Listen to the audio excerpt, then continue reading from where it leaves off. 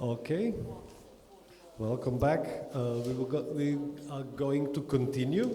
We have 3 talks to go for today, and we already seen that we are, of course, not only sticking to the topic of visual art, we are expanding to a broader, let's say, cultural art field. And now we have a lecture that deals with the music of the 1920s and 1930s, different aspects, you know, cultural aspects of music. And so the talk will be given by Rajko MURŠIČ, professor at the Department of Ethnology and Cultural Anthropology at the Faculty of Arts, University of Ljubljana. He's the author of the monograph Music Glossary for Young People, the co-editor of the book The Senses of Cities, Anthropology, Art, Sensory Transformations, and he teaches methodological and theoretical courses. The title of the lecture is New Sounds and New Lives, Popular Music, Jazz and Radio in Slovenia between 1922 and 1941. So, please. Okay, nice to be here. Отлично. I was very glad about this invitation, to be honest, because I did have all material I will present today already somewhere in my let's say files, and it was easy job to do. What I will try to present is the kind of changes in the history of popular music from the beginning of the 20th century up to the Second World War. I will not limit my presentation only on these 2 years, but these 2 years I was mentioning at the beginning was they were related actually to establishment of the first Slovenian jazz band and to, of course, the end of initial jazz era with the Second World War. So let us try to see what happened actually in the era which was marked by the first catastrophe of the 20th century, the First World War. There were 2 events actually which gave or paved the way forward into something we admire or we admired later. The first date is February 26th, 1917, with the first gramophone record, or the first recording of jazz, let's say historically speaking about jazz, by original Dixieland jazz band with 2 tunes, Lively Stable Blues and Dixie Jazz Band One Step. So let's try to hear a bit of the second one. That's One Step. I hope it will work. It should work. Do we have sound?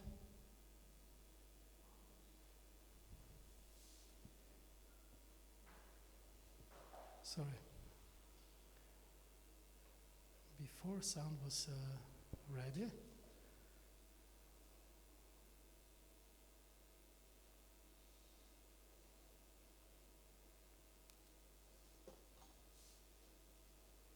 Displaying, but it is not any connection. Ah, it is here.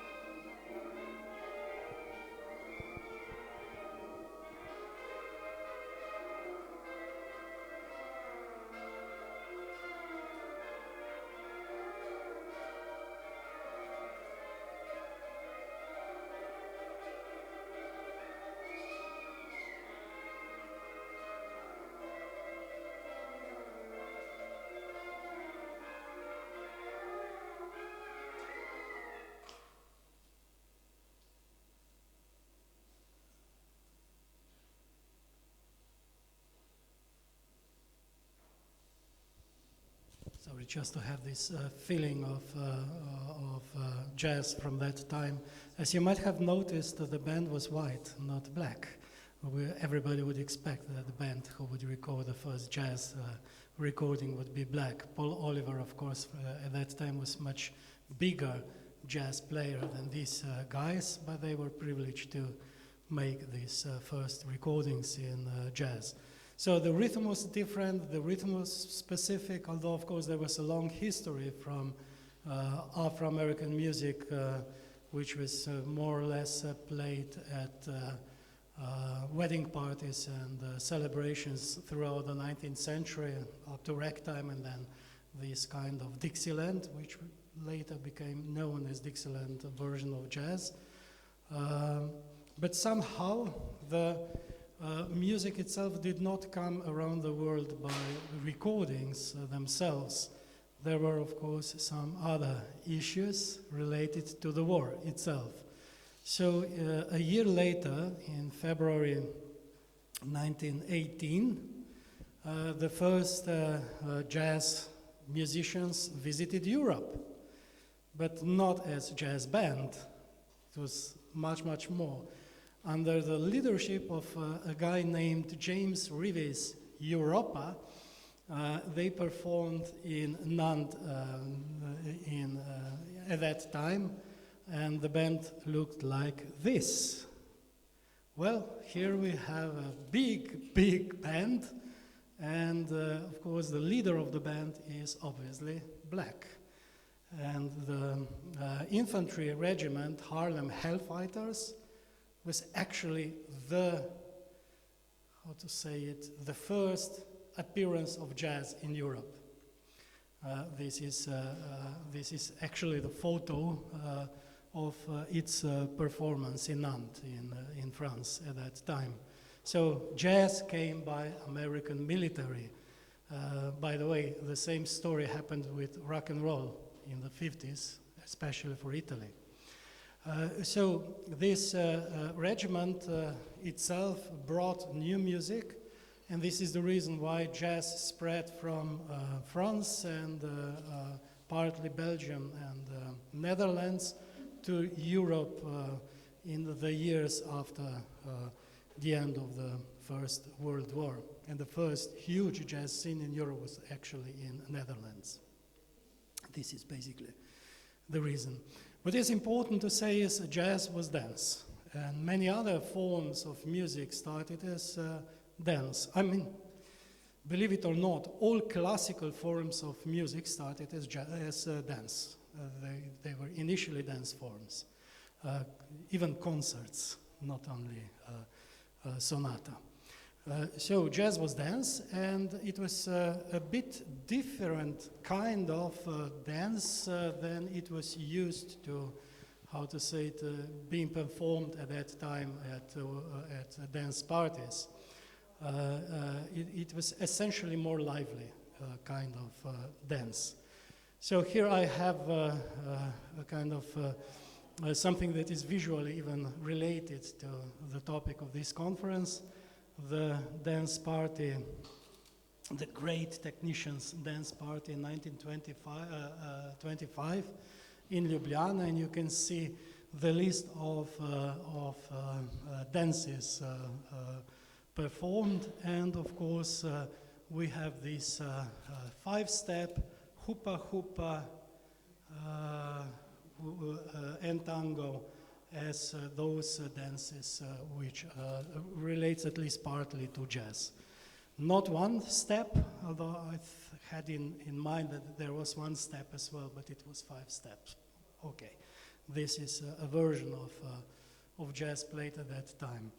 And its acoustic marker of this music was saxophone. Saxophone as an instrument was invented in the late 30s of the 19th century.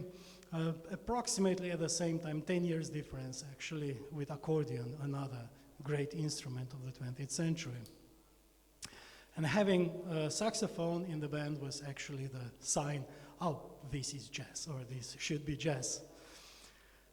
So let us go a bit back. I will just present to you the situation we faced before the First World War or immediately after the First World War regarding whatever we understand as popular music. It is impossible to define what popular music actually is because its boundaries with other genres and other kinds of music are pretty much difficult to define. But let's try to define two main characteristics of popular music. It is related to dance, as I mentioned, and it is related to media. That means media is important part of its transmission.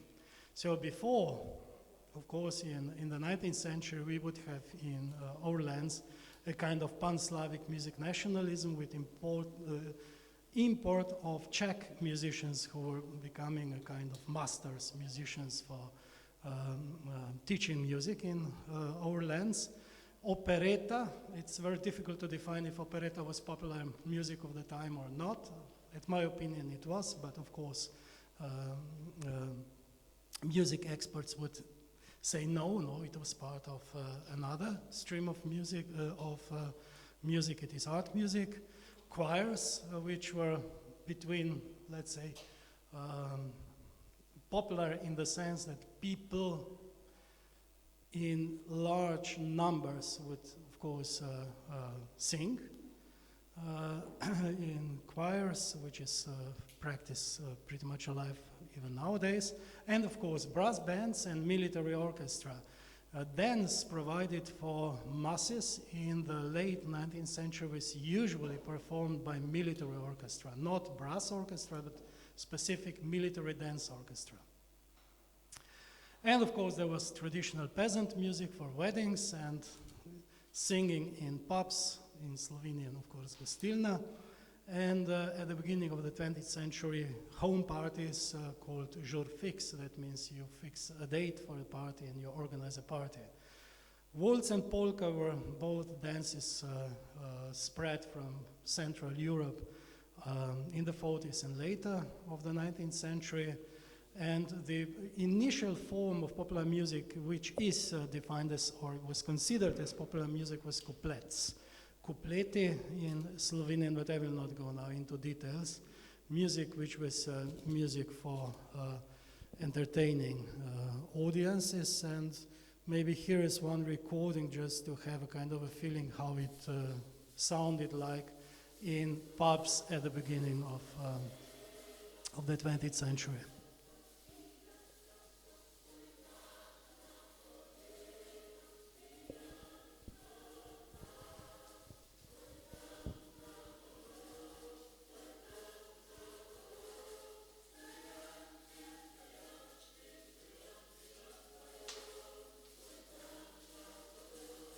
So in this case, it was again very difficult to differentiate from what was folk or let's say peasant music and what was entertaining music in pubs. It was mixed all together. But this is a recording which is approximately something we can imagine of inheriting. So with the establishment of the kingdom of the Serbs, Croats and Slovenes, everything changed, of course, in our country, and it is quite important to understand that the first jazz band which was formed in Slovenia and in the kingdom at the same time was established in Ljubljana as original jazz negode, and some other bands were established immediately after it, Odeon Trio, Merkur, Jazz Aria, Cvirnovi Fanti, and so on and so forth. So here's the picture, I hope you can see it, with this band, Jazz Negode. This photograph is from 1931, and you can see a saxophone player. The first saxophone came to Ljubljana in 1924, actually 2 years after the establishment of this jazz quintet Negode or jazz orchestra Negode. You can see viola and violin, drums, and piano. Negode was a piano player and the leader of the band, but he was originally from Trieste, not from mainland Slovenia, and he brought this idea to play contemporary music, and he was active in the not exactly in Trieste, but above Trieste, in music schools. Before then, he moved, of course, with many people from Trieste and vicinity to Slovenia. So let's go further. Jazz happened, and in a couple of years, it was quite a fast process. In a couple of years, almost every small town in Slovenia and countryside in Slovenia would have jazz bands, or occasionally playing jazz with all other music, which was demanded for those musicians. So there was one photo recently discovered from Cerknica, Chipzile jazz, which was not a jazz band. It was actually a band which performed traditional dance music for weddings and parties in Cerknica and around Cerknica, and they would dress up as a jazz band at carnival. So this was actually the photo from the carnival. Yes, we can play jazz, we can be a jazz band. But of course they would have to play jazz, actually, if they would only dress up as a jazz band. So jazz was a kind of a normal music played around Slovenia in, let's say, mid-20s. So new sounds were later not only introduced, but as I mentioned, media is the most important background for the development of popular music. Radio Ljubljana, today's Radio Slovenia, was established in October 1928, and since the beginning of its transmission they would play many kinds of popular music, not only jazz, but they would have an orchestra which would play jazz at radio. It was called basically radio jazz at that time, and sometimes the same band was called New Melodies Boys, performed not only in the studio radio of Radio Ljubljana, but in the place called Nebotičnik. This is one of the pictures from its journal Radio Ljubljana from that time. This is just the New Melodies. This is a band we can hear at radio directly from the skyscraper. This is Nebotičnik in Ljubljana. Throughout the 30s, it was the case. So jazz became more and more important. So many local brass bands and brass orchestra, which were related to firefighters or some other clubs, they would establish within those brass bands jazz units to play around. Another important, how to say it, cradle of the development of jazz, not only in Slovenia but in all parts of Yugoslavia and the whole Europe at that time, were of course tourist resorts. In Slovenia, you would always find information about jazz played in Laško, Dobrna, Radenci, Bled, and at the coast at the same time, of course, which was part of Italy at that time, especially Portorož. So it was played in hotels, obviously, and dance halls, dance parties, which were mostly organized during this time, around before and at carnival time. There are a few names and few photos I will show you. Jazz Odeon Ensemble Broadway, and they would try to imitate what they have seen at films from that time and present themselves as being American bands. But there was one peculiarity to this: accordion. Accordion was many times used at that time in the 30s as accompanying instrument replacing piano. So here is another example of this is the band Broadway. Here we have a very advanced, how to say it, image or imagery of the band, with skyscrapers from New York, obviously, as part of its appearance, and you can see again accordion here as part of jazz. It is very important to understand that accordion came to the so-called narodno-zabavna glasba from jazz, not vice versa. So Sound movies, of course, initiated even more interest in jazz when they could hear music from the screen at the same time. And after 1935, many big bands played in Ljubljana, Zagreb, and Belgrade. Zagreb was the center of, let's say, Yugoslav jazz at that time. Among the most important jazz musicians in Slovenia was, of course, Bojan Adamic and his big band. So here is the poster for Al Jolson's performance in the Singing Fool. And here is just a presentation of excellent piano player, Bojan Adamic and his band playing in Zagreb in 1940, maybe 1941. So it was big. It became a kind of way of life for many people. As I told you, there were many bands. I will show you some bands from the late 30s, Akademski plesni orkester, Ensemble Broadway with Ladislav Zupančić, Sonny Boy Band, Ronnie Jazz, Falcon Jazz, New Star, and here are some photos. Again, well, this is for the second time, but nevertheless you can have a kind of imagery of these jazz bands. So these all different genres and kinds of popular music were developing very rapidly after 1928, after the starting of the broadcasting of Radio Ljubljana. And of course, people would listen to other radio stations as well, not only to Radio Ljubljana. But I was studying just a program of Radio Ljubljana, which is excellently, of course, covered. And there were from Hawaiian guitars, as ukulele were called at that time, up to music from, of course, Central Europe, that means Schlagers from Germany, and canzona from Italy, and so on and so forth. It was very lively. They would present many couplets still in the 30s, and one of the most important kinds, or let's say kinds of orchestra at that time were Shramil orchestra, usually with two violins, clarinet and piano, Vienna-based sounding, but music, it was very light and dance music.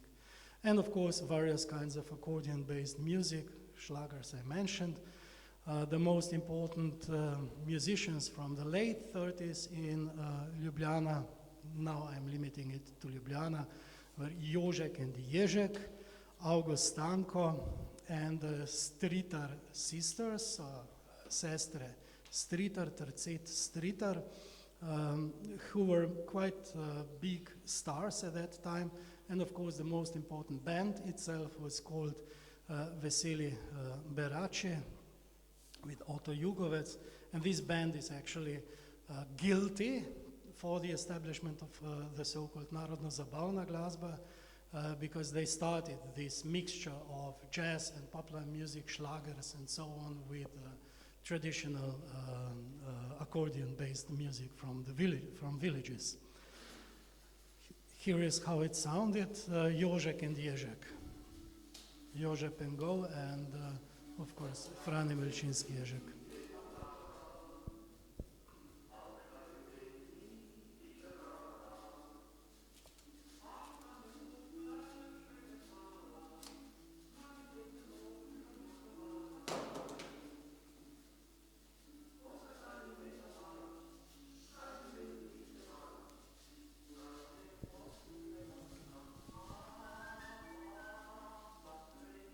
So you have an idea about it.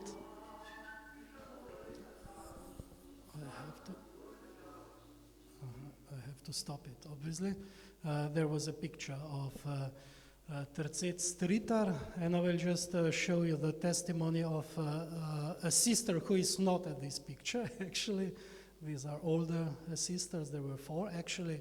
Zora Konjaev, she was born Stritar.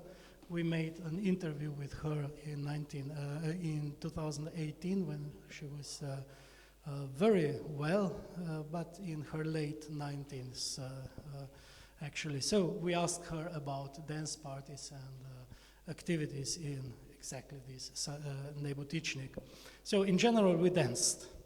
For the food, I don't remember, but quite some drinks were served, wines, especially champagne.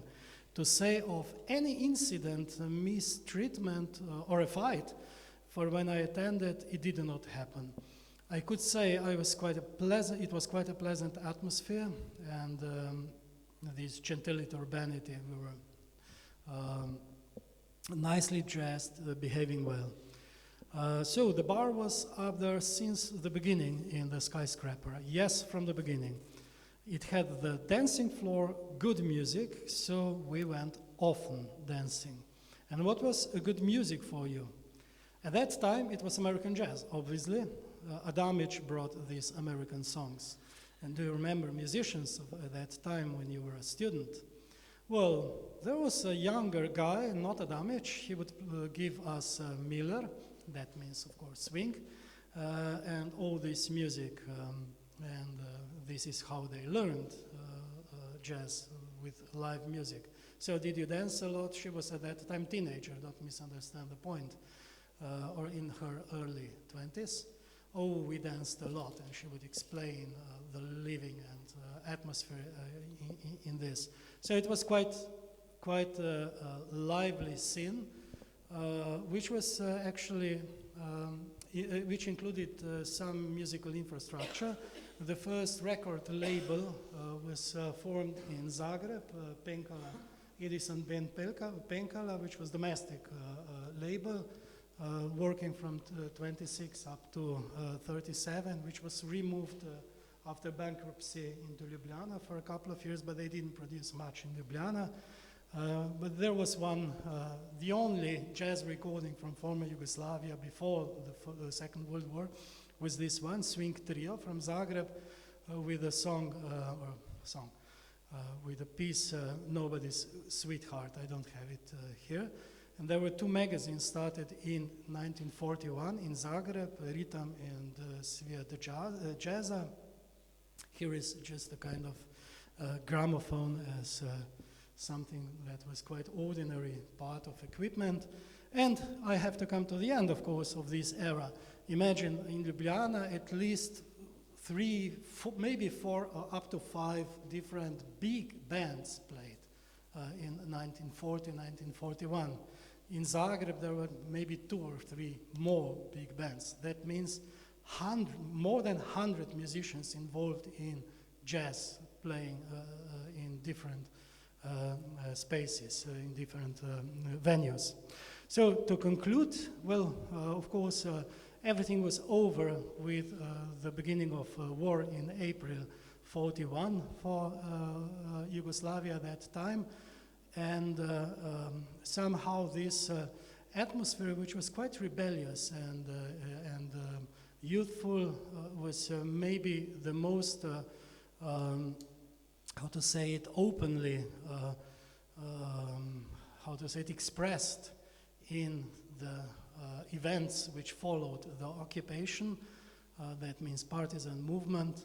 Firstly, with the performance of Lipa Zelenele and other songs by academic choir in October, as far as I remember, 1941, which was the beginning of the silence of culture, which was mentioned before.